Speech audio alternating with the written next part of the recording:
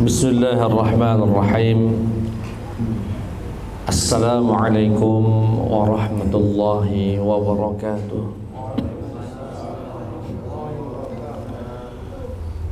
Alhamdulillahi rabbil alamin.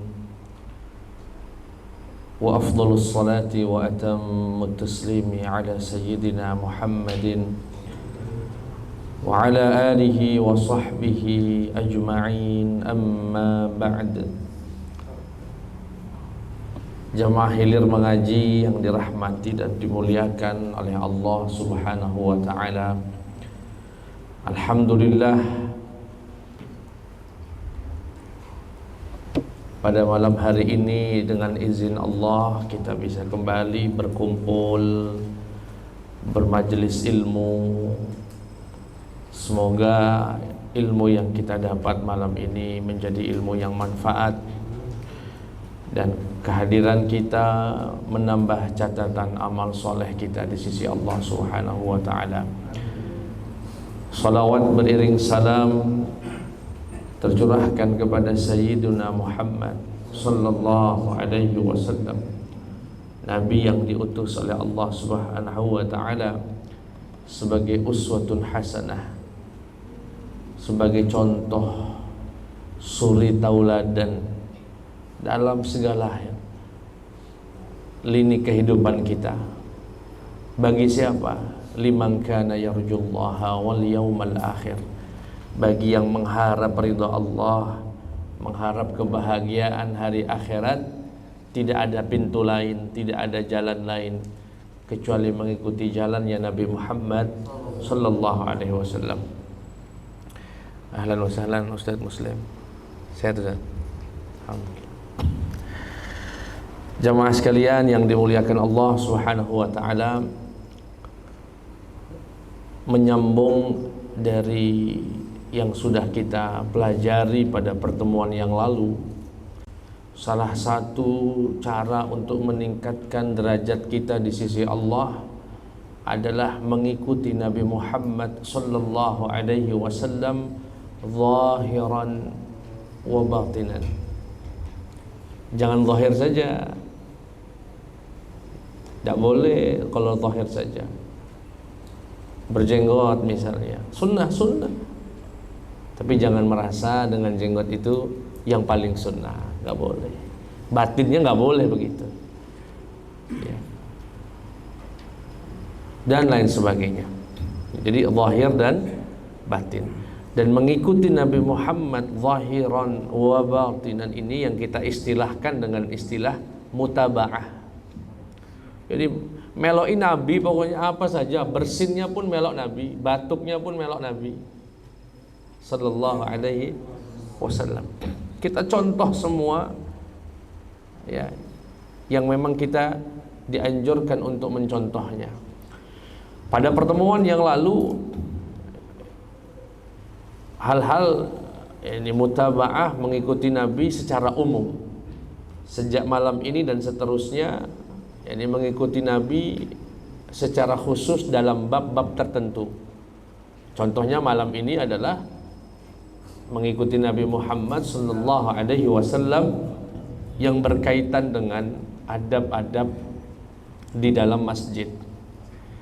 Dan Ustaz pernah sampaikan, kalau ingin detailnya, ingin rincinya, silahkan ikuti kajian Ustaz yang ada di Fajar Sidik dan di YouTube kan, terkait adab-adab keseharian Nabi Muhammad sallallahu alaihi wasallam. Yaitu lebih rinci, bahkan disertai dengan dalil ya, baik dari Al-Qur'an ataupun sunnah Nabi Muhammad sallallahu alaihi wasallam. Jadi lengkapnya di sana, termasuk adab-adab masjid ini. Di sana kajian itu lebih lengkap karena memang kita merujuk pada beberapa referensi. Salah satunya adalah ensiklopedi ini, Mausu'ah Al-Adab Al-Islamiyah. Namun demikian, minimal apa yang dituangkan oleh Al-Muallif Al-Habib Abdullah bin Alwi Al-Haddad rahimahullah, kita pelajari, kita baca, dan insya Allah kita amalkan. Apalagi yang hadir di sini insya Allah ahlul masajid, insya Allah. Insya Allah. Baik, apa saja yang menjadi adab-adab bagi orang muslim saat dia berada di dalam masjid? Qala al-musannif rahimahullah wa nafa'ana Allah bi 'ulumihi fid dharain amin. Faslun adabu al-masjid. Wa 'alaika bi tulil mukthi wa kathratil julusi fil masjidi bi niyyatil i'tikaf. Ini yang kadang-kadang kita lalai. Hendaknya, kata beliau, berlama-lamalah di dalam masjid.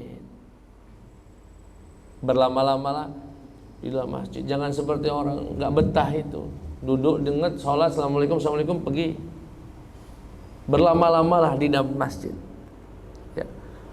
Bitulil mukthi wa kasratil julusi fil masjid. Biniyatil i'tikaf. Jadi begitu masuk masjid, ya, selain memperhatikan adab-adab yang lain, jangan lupa niat i'tikaf. Dan itu harus diniatkan. Harus diniatkan. Karena innamal a'malu binniyat. Ada orang masuk masjid karena kebetulan Masjid Tahirin AC-nya dingin. Oh, rupanya masuk masjid untuk apa namanya? Ngadem. Ya. Ada masjid, datang ke masjid, masuk sini napo? Misalnya, apa? Tido. Tido. Aduh, apa mau masuk masjid tido itu? Ada. Ada ya. Ada yang masuk masjid karena nak nagih utang kawannya. Dengar-dengar kawannya datang majelis ini. Nah, yang membedakan apa, yang menentukan amal-amal? Sama-sama masuk masjid, sama-sama duduk di sini. Yang membedakan an-niyat. Dan salah satu fungsi niat memang tamyizul bainal adati wal ibadat. Membedakan antara adah, kebiasaan, dan mana yang ibadah. Jadi begitu masuk, niatkan nawaitul i'tikaf sunnatan lillahi ta'ala. Kebetulan dalam mazhab Imam Syafi'i ini syarat i'tikaf itu nggak lama-lama dan nggak harus puasa. 10 menit saja itu sudah dianggap i'tikaf. Kalau mazhab lain kan harus mensyaratkan puasa dan seharian, itu namanya i'tikaf. Kalau mazhab Imam Syafi'i ini duduk dengar setengah jam sudah dianggap i'tikaf dan dapat pahala i'tikaf. Ya, jadi itu pesan beliau yang pertama, jangan lupa masuk pasang niat. Niatnya apa? Nawaitul i'tikafa sunnatan lillahi ta'ala. Nggak hafal, ya Allah aku niat sunnah i'tikaf. Ya, insyaallah biasanya kalau di beberapa masjid kita ada apa namanya, semacam papan itu untuk mengingatkan kita selain doa masuk masjid juga meniatkan i'tikaf. Itu yang pertama yang beliau sampaikan, wa 'alaika bi tulil mukthi wa kathratil julusi fil masjid khususan. Ini terutama ini. Dalam beberapa referensi termasuk karya beliau yang Risalah Adab Sulukil Murid, ya. Ma bainal isya'ain, antara maghrib dengan isya. Itu kalau bisa enggak usah pulang. Setelah salat maghrib, ya, menanti isya, bagusnya di masjid saja. Itu waktu paling afdal untuk banyak melakukan ibadah. Diisi dengan apa, Ustaz? Diisi dengan baca Quran, boleh. Diisi dengan salat awabin, boleh. Makanya banyak majelis-majelis kita ini ba'da maghrib, salah satunya memanfaatkan waktu yang afdal itu, ya, memakmurkan waktu ma bainal isya'ain, waktu di antara maghrib dengan isya. Jadi bagus itu berlama-lama di masjid selama tidak melalaikan kewajiban. Bagi yang punya kewajiban cari nafkah, ya jangan juga kayak dari subuh sampai zuhur di sini. Anak nak makan, wong rumah nak makan, tidak juga. Yang dimaksud sini pastinya tidak sampai mengorbankan, gitu ya, yang menjadi suatu kewajiban. Baik, Mengapa Ustadz kita dianjurkan untuk berlama-lama di rumah Allah yang indah ini? Fa innal masajida buyutullah wa ahabbul biqa'i ilaih. Karena masjid itu adalah rumahnya Allah dan dia adalah tempat yang paling dicintai oleh Allah. Ini tempat, Pak, dengan segala bentuk, desain dan macam-macamnya, adalah tempat yang paling dicintai oleh Allah Subhanahu wa taala. Sama kalau kita lagi berada di istana gubernur, pengennya berlama-lama, apalagi yang punya hajat sama gubernur. Pacak nunggu dari sebelum waktunya sampai gubernur pergi. Padahal kita hajat sama Allahnya, ya. Kita butuh segalanya kepada Allah Subhanahu wa taala. Banyak-banyaklah di rumah Allah ini. Ya, untuk banyak berdoa, berzikir, mengisi waktu-waktu kita yang manfaat. Tapi sekali lagi Ustaz beri catatan, selama tidak, jangan juga polisi, pegawai samsat, wong antri nak ngurus STNK, mana petugasnya lagi iktikaf di masjid. Hadhihi ta'atun filibasi ma'siyatin. Itu ketaatan yang dibungkus dengan maksiat. Atau kebalik, kemaksiatan yang dibungkus dengan ketaatan. Itu maksiat itu sebetulnya, Pak. Terjingoknya di masjid, iktikaf. Tapi fi nafsil amr, yakni pada hakikatnya dia sedang bermaksiat kepada Allah karena mengabaikan. Itu tidak boleh. Dan petugas-petugas lain yang punya tugas pelayanan khususnya. Waqad qala alaihi salatu wassalam, Rasulullah bersabda, al-masjid baitu kulli taqiyyin. Masjid adalah rumah bagi setiap orang yang bertakwa. Dan kalau Ustaz boleh rangkum, kehidupan kita ini mungkin berputar di antara 4 atau 5 tempat saja. Rumah, jalan, tempat kerja, masjid. Secara umum ya. Di jalan mencari ketenangan susah. Yang ada ribut. Ya. Seliweran wong nyalip dari kiri, nyalip dari kanan, ngerem mendadak. Susah nak cari ketenangan di jalanan.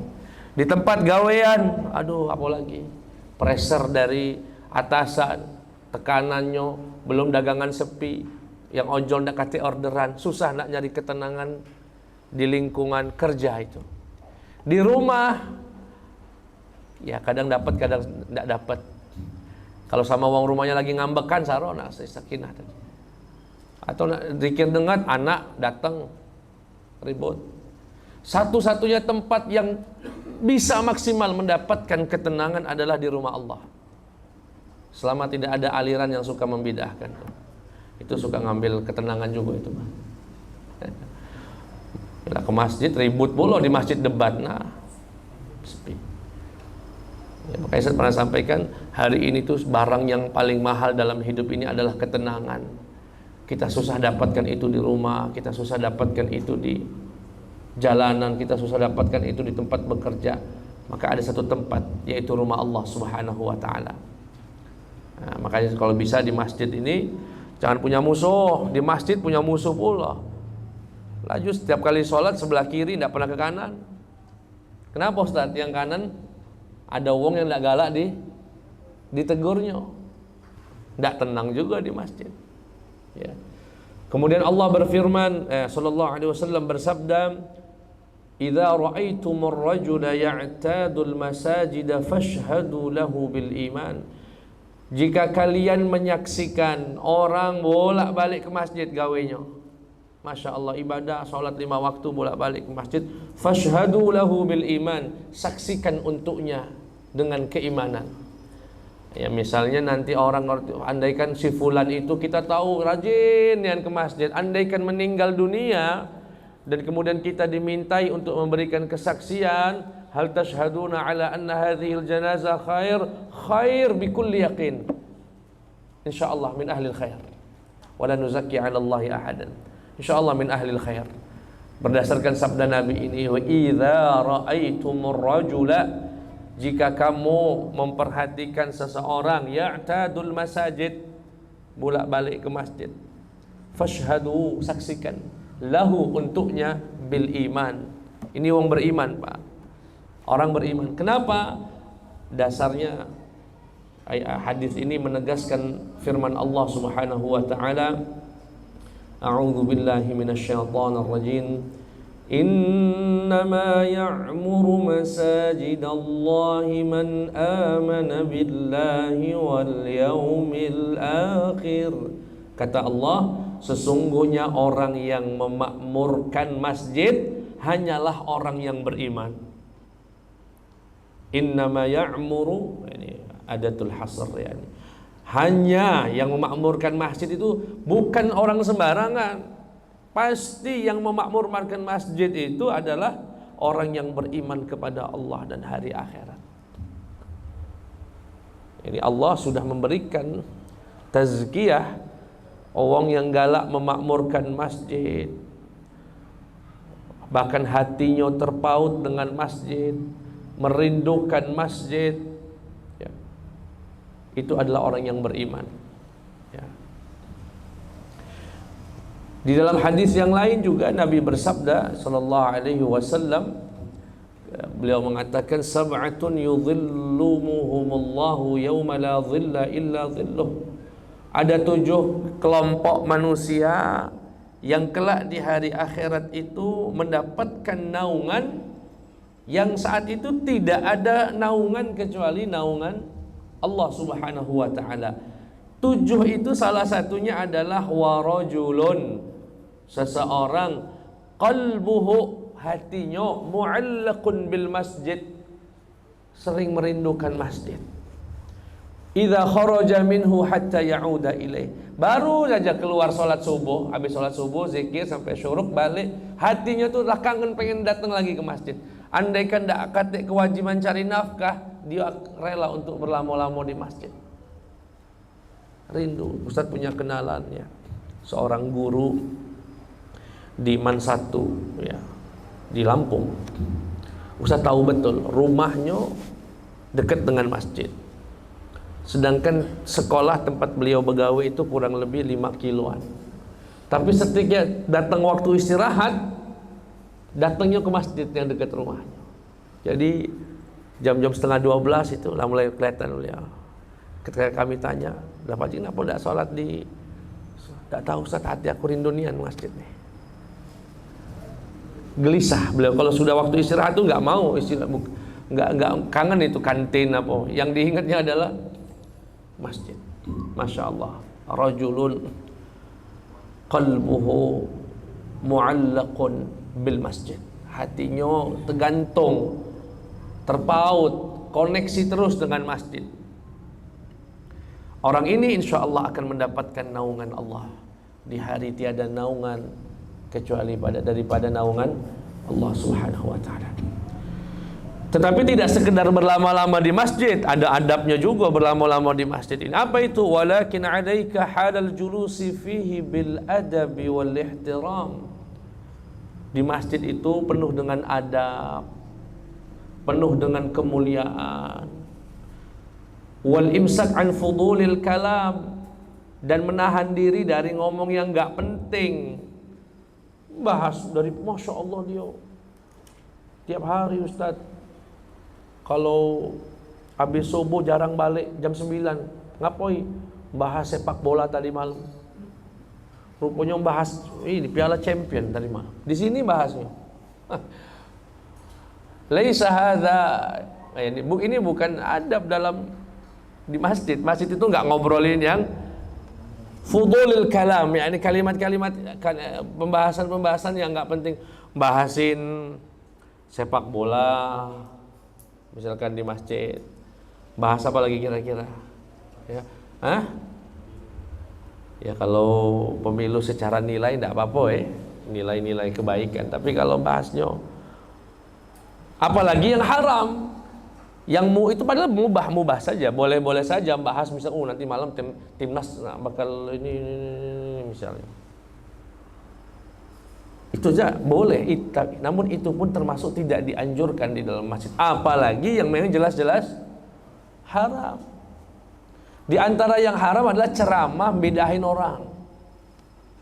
Ceramah padahal itu, tapi isinya ghibahin kelompok orang lain yang masih diperselisihkan. Ya. Kalau jelasnya dengan ilmiah, ini ada pendapat lain cak ini tidak justice uang, menghukumi uang dan sebagainya,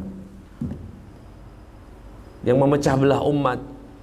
Nah, itu mahdzur. Wal haram, itu haram. Di masjid bahas apa misalnya, atau berkaitan, bahkan begini kata beliau, fa in badalaka at-tahaddutsu bi syai'in min umurid dunya fabruz ila kharijil masjid. Pertamanya ngobrolnya sih Masya Allah, bahas majelis.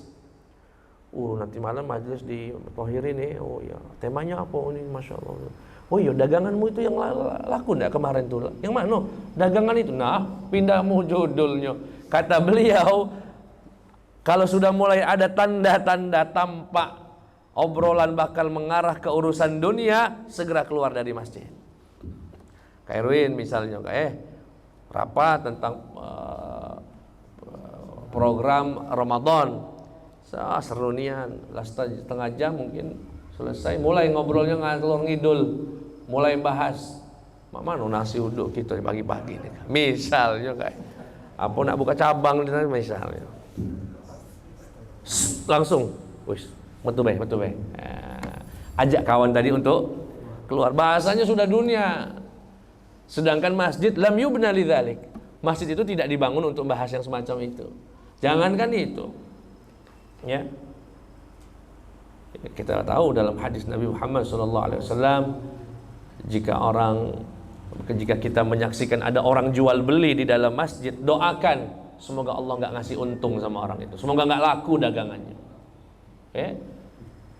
Atau ada orang datang ke masjid nyari barang yang hilang, ngumumin pakai mikrofon, barang siapa yang jadi tempat pengumuman barang hilang, doakan barangnya nggak ketemu. Itu sunnah Nabi, malah suruh doakan barangnya nggak ketemu. Ya. Wala tashtaghil fil masjid illa bil ibadati faqat. Jangan sibuk di masjid ini kecuali yang ibadah, yang ngaji, yang i'tikaf. Kalaupun ngobrol sama kawan, kadang-kadang i'tikaf Ramadan misalnya, semalaman memang agak jenuh kalau kita sebagiannya, nggak apa-apa ngobrol tapi bahas tentang mak mano biar kita istiqomah, Ramadan bentar lagi nak habis misalnya. Bahas hal yang sibukkan dengan ibadah, dengan zikir, dengan wirid, dengan Quran, dengan ngaji, dengan dialog. Kenapa? Li'annahu lam yubna illa liyu'badallahu fi. Karena memang masjid itu tidak dibangun kecuali untuk beribadah kepada Allah Subhanahu wa ta'ala. Dan ini yang menjadi dilema memang dagang di masjid ini. Banyaknya masjid-masjid kita ini terasnya dipakai untuk dagang. Batas suci lah ke dalam. Tidak boleh sebetulnya. Nah, kalau Pak di sini ada akses ke Masjid Taqwa itu sebetulnya tidak boleh dagang cak dua meja di depan itu. Karena itu masih masuk area masjid. Dan perlu diketahui teras itu punya hukum masjid. Punya hukum masjid. Disebutkan dalam kitab Ashbah wan Nadhair, al-harimu lahu hukmu ma huwa harimun lahu. Terasan itu punya hukum yang sama dengan isi masjid ini. Artinya kalau Bapak datang ke masjid misalnya, penuh masjid ini, dapatnya di teras itu, tahiyatul masjid enggak, Pak? Tahiyatul masjid, kan itu masjid. Ibu-ibu, mohon maaf, sedang menstruasi, tidak boleh di teras masjid itu. Keluar dari batas suci. Dari batas suci.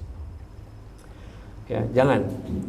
Fi buyutin adzinallahu an turfa'a wa yudhkara fiha ismuh. Itu menunjukkan bahwasanya rumah Allah ini memang untuk semata-mata dibangun untuk menyembah Allah, untuk beribadah kepada Allah Subhanahu wa taala. Lalu apalagi yang diperhatikan, wa idza dakhaltal masjida faqaddim rijlakal yumna. Kalau masuk masjid, masuklah pakai kaki kanan. Dari mana mulainya Ustaz? Dari mana? Dari pintu ini? Bukan. Dari batas suci. Karena radius masjid itu di sana batas suci, bukan di. Kalau masalah pintu ini kan desain saja, Pak. Lalu bagaimana dengan masjid yang nggak punya pintu, Pak? Ada kan masjid yang modelnya joglo, cuma tiang ujung kanan 4, kemudian pendopo begitu Pak. Enggak. Kalau standar masuk masjid kaki kanan tadi adalah pintu, muter gitu enggak kata pintunya Pak. Loh, mana aku nak masuk masjid katanya. Karena itu soal desain saja, ada pintu-pintu itu. Yang terkategorikan masjid itu adalah yang disepakati oleh pengurus dengan batasan batas suci. Ya, jadi kaki kanannya di sana. Ya. Sembari berkata waqul bismillah, kemudian wassalatu ala Rasulillah, bersalawat kepada Sayyidina Muhammad sallallahu alaihi wasallam, kemudian doa Allahumma ighfirli dzambi waftah li abwaab rahmatik. Ya Allah, ampunilah dosaku dan bukakan untukku pintu-pintu rahmatmu. Begini, mungkin sebagian menganggap ini sesuatu yang sederhana ya, cuma masuk kaki kanan, apa sih daruratnya? Begini Pak, saya punya semacam pandangan atau pemahaman. Orang yang masuk masjid kaki kiri sulit akan khusyuk dalam sholatnya.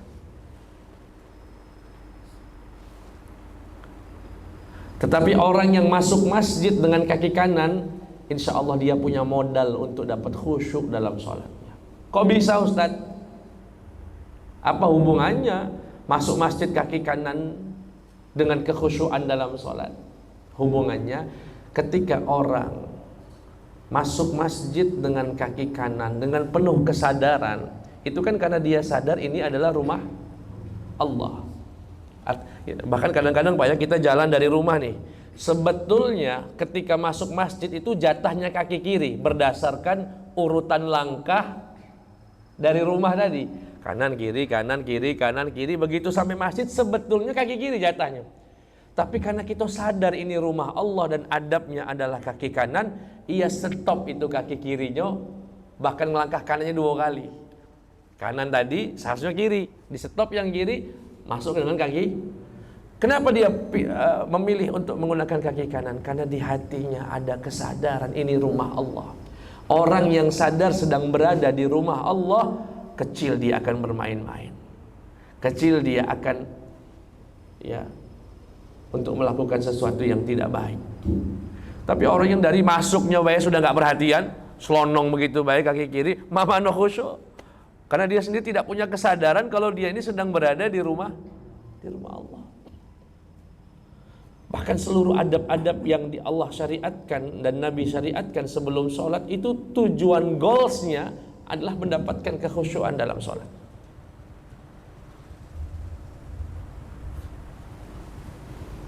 Jadi ya makanya indah sekali kalau melihat orang muslim yang menjaga adab. Begitu dia masuk, hatinya itu bahkan nginget ke gitu Pak. Kadang-kadang saya pribadi kadang lupa, begitu nak langkah kiri masjid, ku tarik lagi kaki tadi, baca kaki, masuk dengan kaki, kemudian baca doa. Saking seringnya Pak seperti itu, sampai kadang-kadang masuk Indomaret juga sama. Saking seringnya kalau masuk masjid itu Allahumma ghfir. Dan pas sadar itu yang tahu cuma kami Pak. Allahumma ghfir. Indomaret. Karena pintunya sama dengan pintu Tohirin ini. Iya, mereka Indomaret Alfamart, Indomaret. Iya. Alhamdulillah. Kadang-kadang ketawa ya dengan iya bukan masjid nih.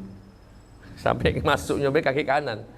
Saking keseringan tadi. Alhamdulillah wa hadza nikmatun minallah, fadlun minallah. Ya. Doa. Kemudian wala tajlis hatta tusalli rak'atain. Jangan duduk kecuali salat 2 rakaat. Kata Nabi, "Idza dakhala ahadukumul masjid fala yaq'ud hatta yusalli rak'atain." Jadi kalau masuk masjid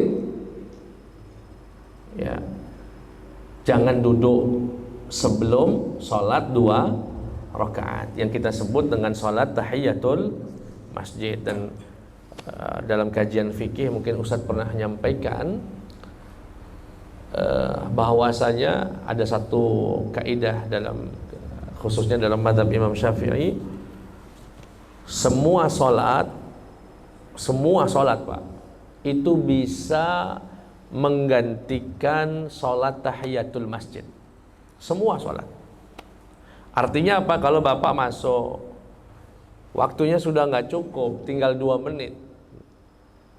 Kemudian kita memilih, dan itu anjurannya memilih qobliyah, maka qobliyah itu sudah menggugurkan sholat tahiyatul masjid. Atau masuk langsung sholat fardu, nggak ada sempat lagi qobliyah, sama sholat fardu pun sudah menggantikan sholat tahiyatul masjid. Kenapa Ustadz? Karena tujuan utama dari tahiyatul masjid, ya, tujuan utamanya adalah jangan sampai ada orang muslim masuk rumah Allah langsung duduk sebelum memberikan penghormatan kepada Allah dengan sujud. Nah, artinya kalau ada orang datang dan salat fardu, dia duduk enggak kira-kira? Enggak duduk, melainkan dia akan sujud. Berarti sudah memberikan penghormatan kepada Allah, dan itu sudah gugur, kecuali satu sholat jenazah. Kalau sholat jenazah, Bapak Ibu masuk masjid, kebetulan lagi ada jenazah sedang disolatkan, Bapak Ibu melo, sholat jenazah dulu. Setelah sholat jenazah, apakah gugur tahiyatul masjidnya? Belum. Sholat jenazah tidak bisa menggantikan sholat tahiyatul masjid. Kenapa Ustaz? Karena di dalam dalam sholat jenazah tidak ada sujud. Nggak tahu kalau ditohirin sholat jenazah ada sujudnya nggak sih? Ya kalau ada mas aku gugur ke juga. Kata wong sebelah ada, tergantung jenazahnya Ustaz. Kalau do jenazahnya ini jarang sholat, wongnya bertingkah saat masa hidup, katanya butuh disujudkan. Nah itu ini baik. Artinya apa? Seluruh sholat, apakah fardu, apakah sunnah, duha, tarawih, qobliyah, semuanya dianjurkan untuk bisa menggantikan sholat tahiyatul.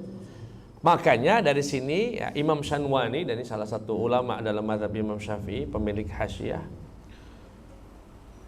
kalau orang wudunya di sini, datang dari sana nggak punya wudu, ambil wudu di sini, kan masuk masjid. Ada 2 kesunahan bagi dia. Ada sunnah wudu, ada sunnah tahiyatul. Fal afdal lahu an yuqaddima tahiyatul masjid. Maka afdal bagi dia untuk mengedepankan sholat tahiyatul masjid. Karena kalau Bapak langsung sunnah wudu, gugur tahiyatul masjidnya. Sedangkan kalau sholat tahiyatul masjid enggak gugur sunnah wudunya. Dapat dua-duanya. Kalau waktunya cukup waktu cukup. Fahim tuh mulai.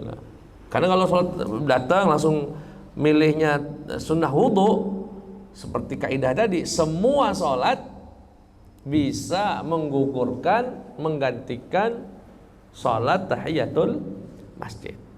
Ya, makanya biar dapat 2, dahulukan tahiyatul masjidnya. Baik, wala tajlis hatta tusalli rak'atain. Jangan duduk sampai sholat 2 rakaat. Fa illam tatamakkan, kalau tidak memungkinkan datang, terjengok jam digital itu tinggal 10 detik lagi iqamahnya. Qobliyah tidak bisa, tahiyatul masjid tidak bisa. Ini saran dari para ulama, khususnya dalam mazhab Imam Syafi'i, itu dianjurkan faqul arba'a marrat, membaca 4 kali subhanallah walhamdulillah wa la ilaha illallah wallahu akbar.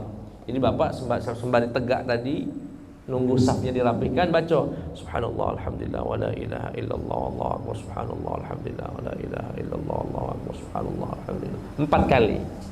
Insyaallah itu sudah mewakili daripada tahiyatul masjid. Ya. Sebagian ulama termasuk Imam Ibnu Hajar Haytami memberikan alasan mengapa zikir ini bisa mewakili, karena minimal di dalamnya ada tasbih, tahmid, tahlil, sebagaimana hal ada takbir, dan hal itu ada di dalam salat. Baik, kemudian wa idza kharajta minhu faqaddim rijlakal yusra, kalau keluar dari masjid metunyo dengan kaki kiri, waqul ma taqaddam, baca dengan bacaan yang sebelumnya tadi. Apa itu? Bismillahi wassalatu wassalamu ala sayyidina Rasulillah, Allahumma ighfirli waftah li abwaaba fadlik, diganti rahmatik, diganti fadl. Jadi kalau di dalam masjid berharap mendapatkan pintu-pintu rahmat Allah. Adapun di luar masjid dianjurkan untuk mendapatkan karunia Allah berupa rizki kalau keluar dari masjid, sebagaimana perintah Allah. Apa? Fa idza qudiyatis salatu fantashiru fil ardi wabtaghu min fadlillah. Jadi kalau keluar masjid itu min fadlillah. Makanya waftahli abwaba fadlik. Kata Allah, kalau fa idza qudiyatis shalah, kalau sudah salat Jumat selesai, jangan duduk-duduk di masjid lama-lama. Setelah salat Jumat zikir selesai, fantashiru fil ardi, bertebaranlah di muka bumi ini. Ngapain? Wabtaghu min fadlillah, cari rizki, cari nafkah lagi, buka warungnya lagi. Yang ojol buka aplikasinya lagi. Dan itu sesuai doa dari keluar masjid, waftah li abwaba fadlik. Memang kalau keluar masjid itu salah satu tujuannya mencari. Nah, wa akharuna yadribuna fil ardi yabtaghuna min fadlillahi wa akharun. Orang itu kalau bertebaran di bumi itu memang untuk mencari fadlullah subhanahu wa ta'ala. Baik. Kemudian ditambahkan, kata beliau, tambahkan a'udzu billahi minasyaitonir rajim, aku berlindung kepada Allah dari syaitan yang terkutuk, wa junudihi, dan tentara-tentaranya.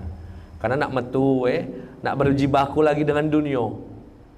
Nah, kalau sudah berjibaku dengan dunia ini bakal ketemu setan, setan bentuk manusia ada, setan bentuk setannya ada. Apalagi yang baliknya ke pasar. Itulah tempatnya. Makanya berlindung. A'udzubillahi minasyaitonir rajim wa junudihi. Kemudian adabnya lagi, wa idza sami'tal muadzdzina faqul mithla ma yaqul. Kalau engkau mendengarkan muadzin, jawab, dan jawabannya itu persis seperti yang dibaca muadzin. Allahu akbar, Allahu akbar. Ya jawabnya Allahu akbar, Allahu akbar. Sama persis seperti yang diucapkan muadzin, illa, kecuali fil hayya'ilatain, kecuali di dua hayya'alah. Hayya 'alas shalah, hayya 'alal falah.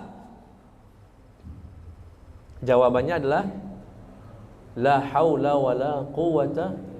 Kira-kira pernah enggak bertanya kenapa jawabannya kok beda sendiri?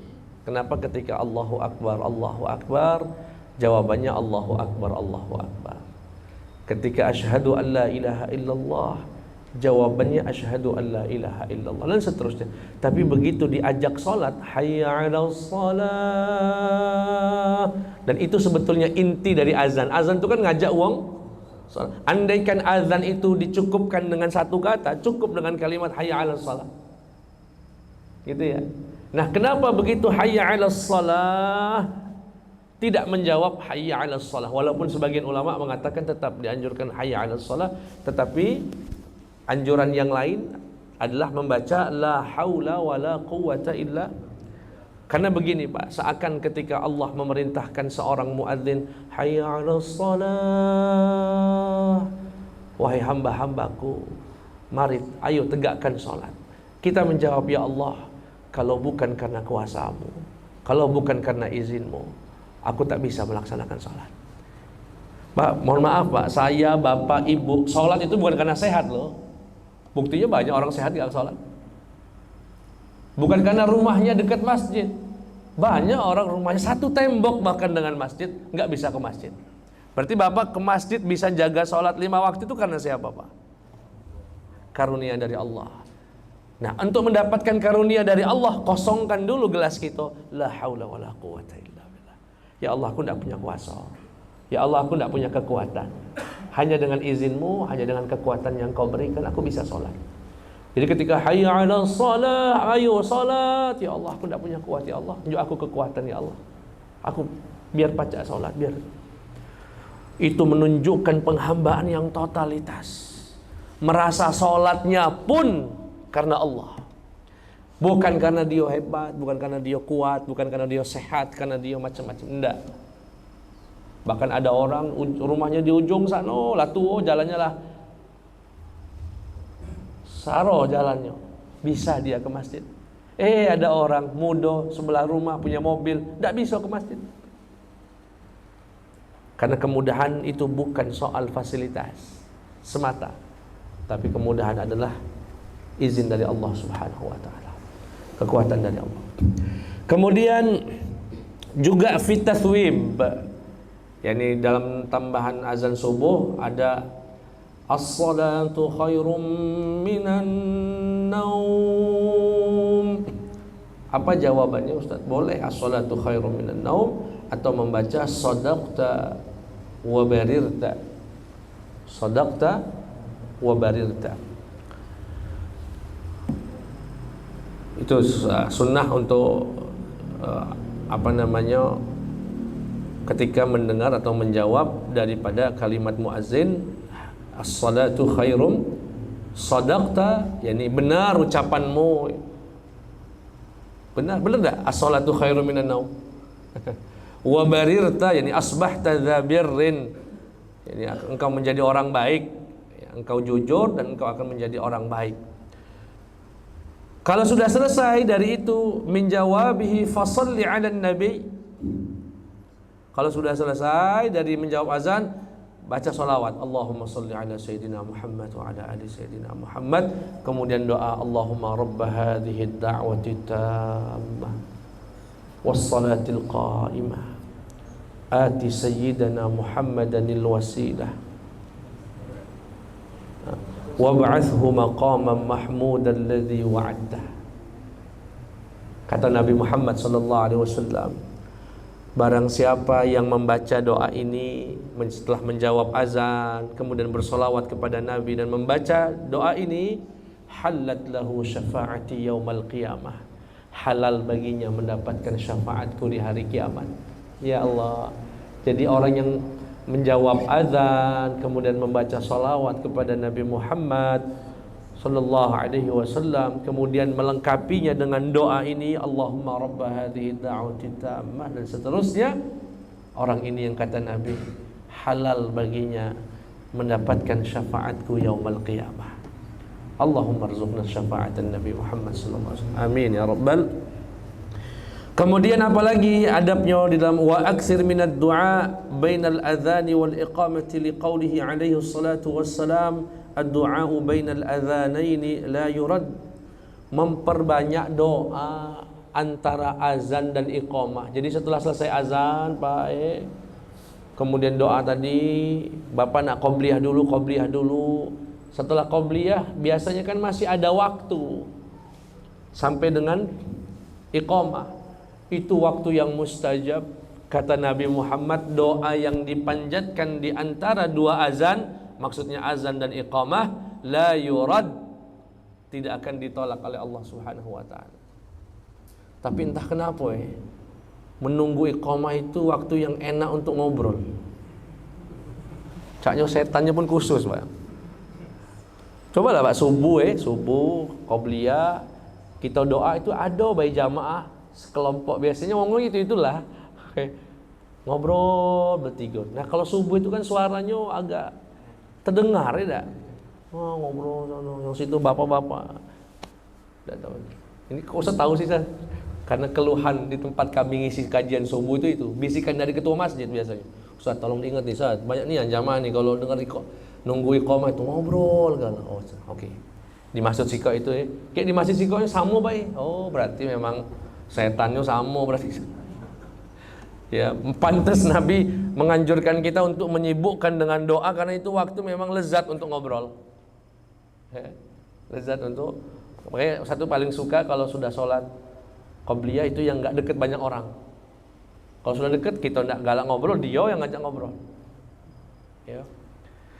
Dan doa yang sangat dianjurkan adalah Allahumma inni as'alukal afwa wal afiyah fid dunya wal akhirah. Ya Allah, aku memohon ampunan dan memohon keselamatan di dunia dan akhirat. Minta afiah, Pak. Ada seorang sahabat datang ke Nabi, ya Rasulullah, apa yang harus aku minta dari Allah? Salil afiyah. Mintalah afiah. Afiah itu ya semacam keselamatan. Kemudian laki-laki itu, kalau tidak salah sahabat Sa'ad bin Abi Waqqas, ya Rasulullah, ada enggak yang lain yang aku minta selain afiah? Salil afiyah. Yang lain, ya Rasulullah, salil afiyah. Minta afiah. Nah, sebetulnya hidup itu cukup dengan afiah, Pak. Selamat di dunia, selamat di akhirat. Afiah itu kan selamat. Allahumma inni as'aluka al-afwa wal afiyah. Ya Allah, juga aku ampunan dan keselamatan. Selamat dari neraka, selamat dari bala, selamat dari sakit yang naudzubillah dan segalanya. Ya, afiah. Dan doa-doa yang lain, boleh doa-doa yang lain nak minta apa?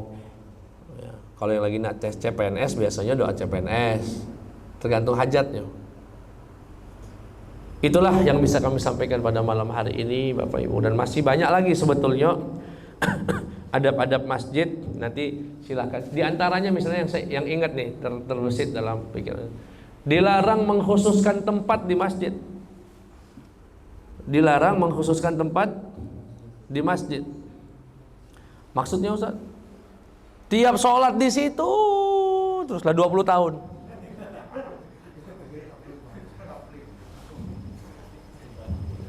Walaupun sebagian ulama yang dimaksud adalah sholat fardu. Kalau sholat sunnah boleh. Dan Imam Nawawi dalam syarah hadisnya itu memberikan beberapa pengecualian seperti kiai. Kalau kiai boleh, imam sholatnya seperti kami nih. Aku kira udah katik wong berani duduk sini. Aku tuh lah sama ustadz-ustadz yang lain ini mengkhususkan tempat, tapi tidak apa-apa. Yang tidak boleh itu adalah seorang jamaah tiap sholat fardu disitulah katik tempat lain. Kenapa Ustadz dilarang? Ya pertama memang ada hadis Nabi Muhammad SAW. Rasulullah bersabda, naha an nuqratil ghurab. Nabi melarang orang sholat seperti gagak lagi matok, cak kinjeng gitu. Cepat maksudnya. Dan salah satunya wa an yuwattinar rajul kama yuwattinul ba'ir. Seperti orang yang memantapkan tempatnya gitu ya. Di masjid ini seperti halnya seekor onta memantapkan kandangnya. Onta itu begitu, Pak, punya karakter. Kalau dia lah dibagi kandangnya sama pemiliknya tadi, di sini misalnya, besok dipindah ke tempat sana, enggak mau dia, baliknya di situlah. Itu yang disebutkan oleh Nabi Muhammad SAW, atau kama qala alaihi salatu wassalam. Ya, wa an yuwattina ar-rajulu al-makana fil masjid kama yuwattinul ba'ir. Hikmahnya apa Ustaz? Yang disebutkan Imam Ibnu Hajar dalam syarah hadis ini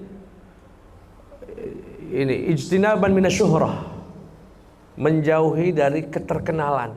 Maksudnya gimana Ustaz? Karena kalau uang sholatnya di tempat itulah selama 10 tahun ini jadi terkenal, Pak. Antum kenal Pak Haji itu enggak? Yang mana ya uangnya? Itu nah, yang kalau sholat di bawah kipas. Oh, tahu? Terkenal dia, Pak.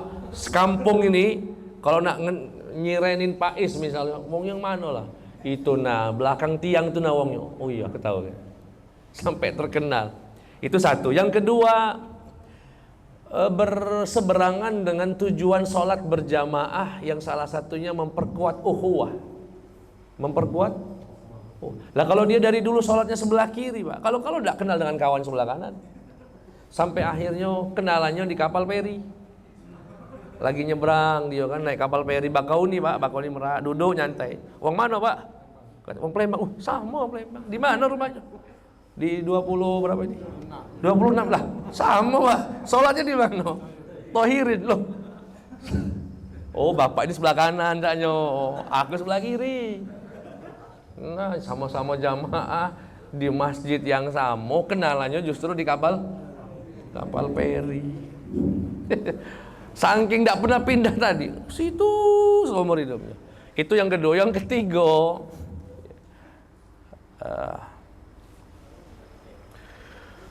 disebutkan oleh Imam Nawawi dalam kitab Al-Adhkar, berpindahnya orang sujud itu kan memperbanyak saksi, akan memperbanyak saksi.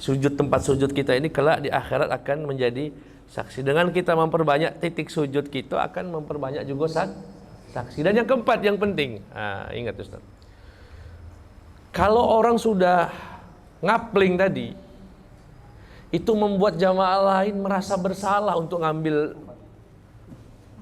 Datang dia, sini Pak, tidak lah kaki Pak Haji datang. Padahal bukan punya Pak Haji, ini punya Allah ini. Tapi gara-gara dia tadi lah ngeboking tadi, lah 10 tahun, tidak pindah-pindah tadi. Ada nggak Pak itu Pak? Laju singkuh nak ngembek apa? Tidak lah Kak, pakai datang wongnya. Ditunggu-tunggu sampai selesai, tidak datang. Wih rugi nian aku tadi. Padahal datang duluan aku. Ini didramatisir dikit ya. Nah, itu ya di sini mungkin tidak tersebut ya. Ada ya. Nanti lengkapnya adalah di kajian Ustadz di mana? Yang di Fajar di YouTube ya, sudah ada di YouTube juga. Jadi jangan mengkhususkan tempat di masjid. Kalau sholat sunnah tidak apa-apa ya. Sebagian ulama mengecualikan ya. Yang dilarang itu adalah sholat wajib, sholat fardu. Gitu. Wallahu a'lam. Wa sallallahu ala sayyidina Muhammad wa ala alihi wa sahbihi wa sallam. Walhamdulillahi rabbil alamin. Oh iya jemaah sekalian, ada apa?